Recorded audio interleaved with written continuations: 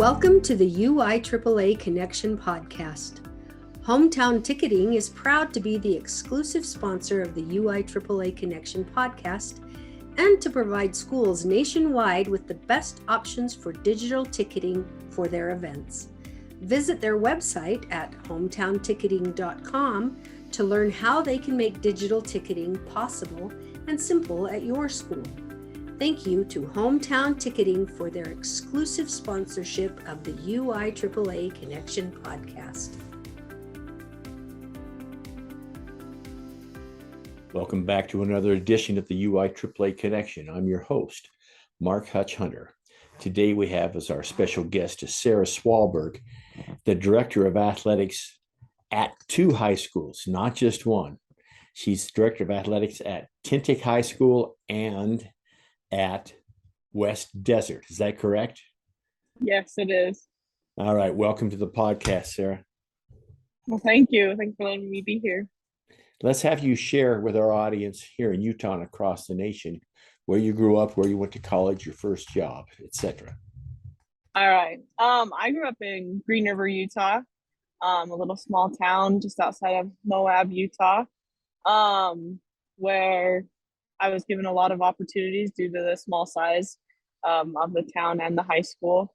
So I was able to start work young. I got my first job at 13 at a restaurant, worked at a gift shop there, and then had lots of other numerous jobs. I worked at a pheasant ranch. I worked at a little pizza place.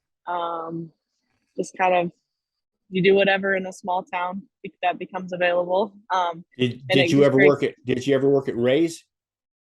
I actually worked with the sister of Ray's, I guess. It's called Kathy's Pizza. She owned both Ray's and Kathy's. So every time I go to Green River, I stop at Ray's. So yeah, that's the best place. Didn't mean to interrupt. Good. Continue. Oh no, you're good. So after high school, I went to Southern Utah University as a T-Bird, and that's where I graduated. And yeah, I had the opportunity while I was there at SUU to be on the track and field team. I threw the javelin for them for 3 years, and had a great experience there, being able to be part of that team. So it was good. Was there a lot of, or should I say, did you get a lot of chances to play youth sports in Green River? It's fairly isolated. It's 30 miles from Moab, and then it's another at least an hour to Price and 2 hours over to Salina and another hour and a half to Grand Junction. So, I mean, you're kind of there right where Highway 6 meets the freeway. And so I'm wondering what type of youth sports there are there. Yeah, limited youth sports, but definitely we had them. We had the traditional coach, ball type activities, as well as like the junior jazzes.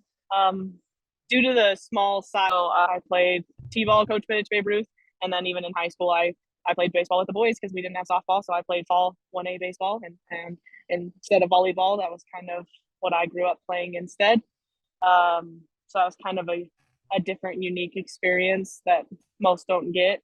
But then also just being able to have my hands in everything. Even at a young age, I was able to coach our city league girls softball. They didn't like when I played because I would just get in a pickle until I scored a home run because I knew they couldn't get me out, which was kind of mean. So instead they asked me to be a coach instead, to get the other girls a little more experience. So it was just a little different in those small towns with the opportunities, but I loved it. Getting that experience young as a coach, even as a teenager. So it was definitely unique and different, and with being so far away from other places like Babe Ruth, we would have to travel to Price to play our games, and people would come to us, so about an hour drive to get those games in but that's just kind of what you do in a small town. You learn to travel, and you travel often. Well, there you go. Let's have you talk about some of the people that had effect on you when you were younger, even in some of your mentors, some of the people that helped you along the way. Yeah, for sure. I think first off, it was my parents. They were really supportive and helpful in allowing me to providing me with opportunities for things that I loved. Um, Specifically, baseball was one that they were both very supportive on, even though it was something that no other girls were playing at the time. They were both very supportive and encouraging in those roles. And I had my same coach for baseball was also my girls basketball coach. So he was very well integrated in my life and coaching both of those. And he always set such a good example in the way he coached. And even to this day, he mostly just referees now, but I look to him in my own coaching, and I love being able to see him and ask questions. And yeah, once a coach, always a coach mentality. He's always coaching and helping. And probably another one is my track coach. I call him the one arm wonder. He lost his arm in a car accident, probably about 10 years before he started coaching me. And regardless of his dominant arm, it was his right arm that he lost. He was still able to coach and mentor me.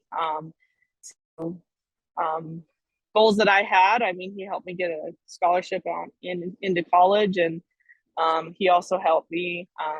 I set the 1A state record in girls javelin, and he was able to coach me through that. And he also, his son holds the boys record in 1A. So Green River holds the record in both of those with him being the coach. And he still, same thing, still comes and helps coach me to this day. And it's those type of people that stick with you for life and that make you want to pass that on to the next generation and be that for someone else.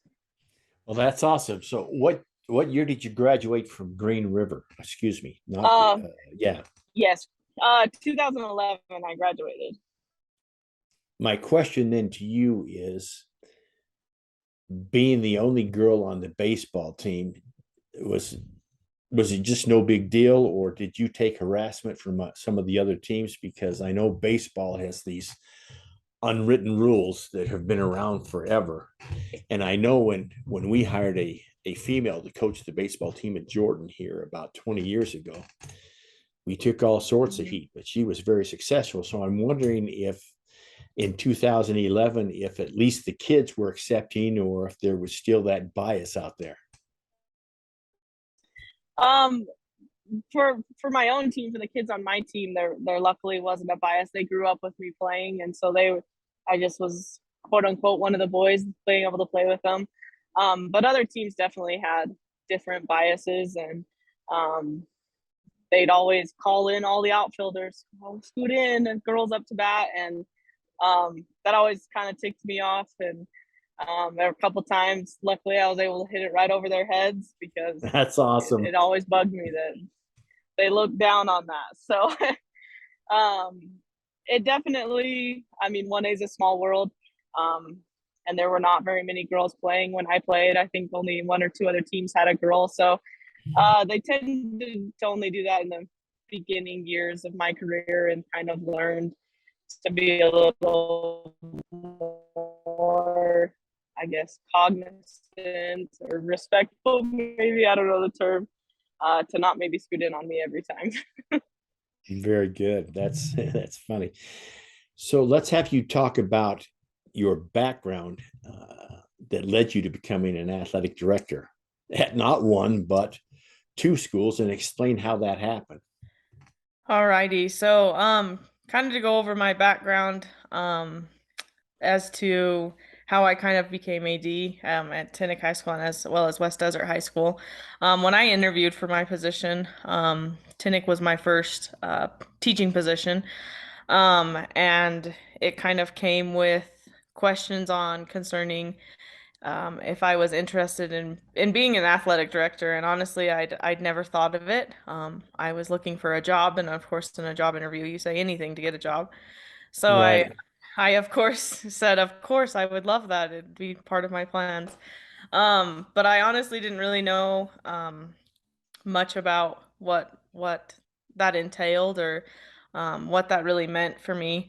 But in the moment, I felt comfortable saying that it would be something up my alley just due to the amount of athletics and things I had been involved in previous to um, getting that job, just having a background in athletics, and specifically in a small school, since that's where I was also going to be teaching. I was used to the new season, new sport, same kids are in everything, type deal, and learning how to share athletes, and how to kind of make it work with all the activities as well. You're part of student government, you're part of FFA, whatever extra things there are. Everyone's just kind of involved because there's not a lot there to keep it running otherwise. So I feel like kind of that background helped solidify me being able to become athletic director at Tintic High School, as well as West Desert, which is a unique experience all in and of itself, having another school, not being on site really, and trying to still have a good relationship with them and be able to help them out there. Do you even go out there once a month, twice a month, or is it all virtual, or how does that work? And what's the distance between Tintic and West Desert? So it's about a 2.5 hour drive. It's about probably an hour and a half on a dirt road out there. I've honestly only in person been out there since getting this position once. I was able to go out, and I wasn't even really able to talk to the people I needed to. They only have 2 certified teachers out there, and they were both busy teaching. I mean, we were able to have lunch together, but a lot of it is virtual through email. They kind of have a lady who spearheads anything and everything out there, so she's kind of been my point of contact out there, and so just trying to cultivate relationships through other district things we have when we're all together to kind of try and help them, and luckily the lady out there who kind of spearheads everything, she's kind of a mini athletic director and mini secretary, mini, I mean, she has Mm. all the roles, so she's really helpful for me. Are you then, you work for two separate principals then? Is that how that works?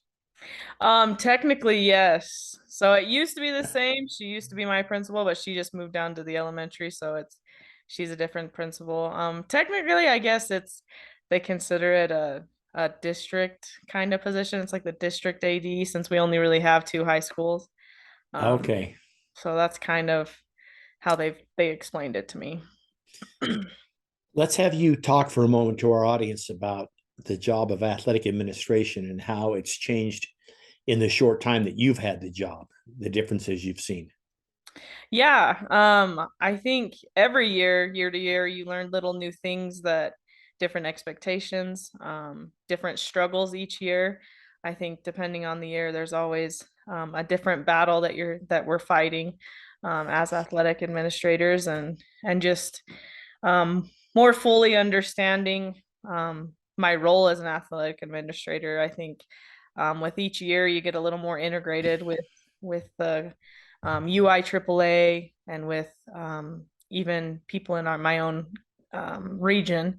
So you get new responsibilities every year. I mean, last year I didn't have I was the region secretary, but now I'm also the region financial person. So that's a new role that I'm having to learn. So it's an ever changing, evolving, new expectations all the time. And I think it's that being able to adjust and figure it out, and also be a part of doing your part, I guess. Making sure we're all contributing is definitely very different from year to year, but very necessary as well. Thanks for sharing that with us. Let's have you speak to our audience now about your journey with the UIAAA, how you first became involved, some of the courses you've taken on your road to being nearly certified. So I'll turn it over Yeah. to you. All right, thank you. So it kind of started with, I mean, you just get the beginning emails of, hey, we need you to come take this course type deal. And then I started asking questions amongst the region on what is the UIAAA. I mean, I came in pretty oblivious to what anything was, but quickly learned how valuable those courses and classes were. They really help you understand your role as an athletic administrator, understanding the vision you need to have, the preparation you need to have, and I love the conference that we're able to have every year down in St. George. It's a fantastic conference with wonderful courses that have helped me be able to nearly get my certification. I'm hoping I can get it this year. And it also creates a sense of belonging because there's so many there from, I mean, the biggest schools to down to the smallest schools. We all get to come together and talk about similar concerns, how we can better um, athletics as a state, and different things, and really each member there contributes a lot. I think that's what I've been really impressed with. There's a lot of members who have put a lot of time and effort in the UIAAA and benefiting newbies such as myself, and trying to feel adequate and prepared for the job at hand. Very good. What's one common myth about being an athletic administrator that you would like to debunk? That we just schedule games. That's all you do. Isn't that all you do? You Yeah. schedule games. I don't know what you do all day. That's definitely kind of what I thought, and honestly, that's what everyone that I talk to, they say, well, why are you so busy? Don't you just schedule games?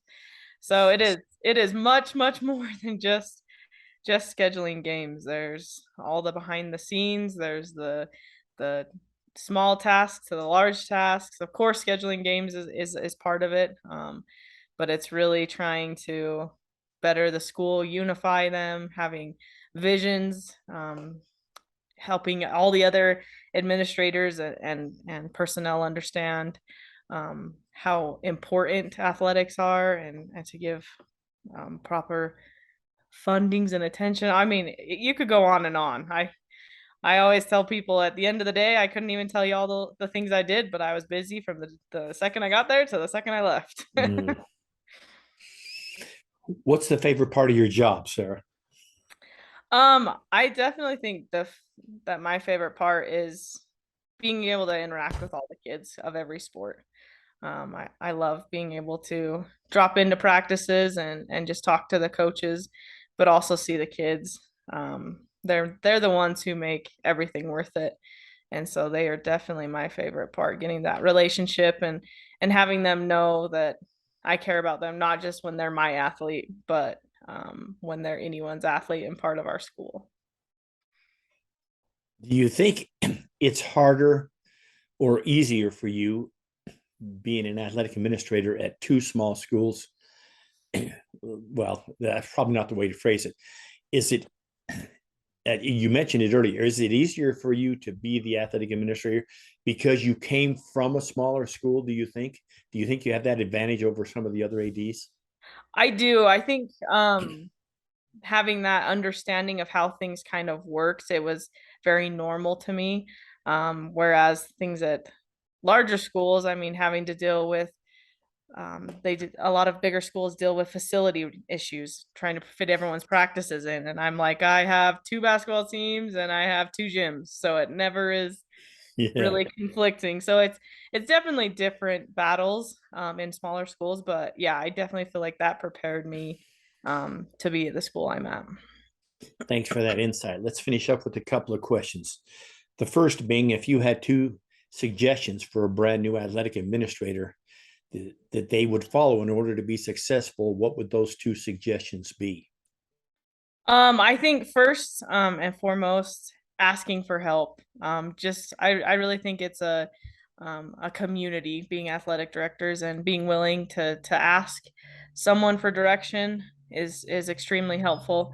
And two, being okay with making mistakes, because it's going to happen. You're going to forget something, you're going to miss something, and someone's going to be mad, but that's okay. It's part of the process of learning how to be a good athletic administrator, just learning to not make the same mistake twice, hopefully.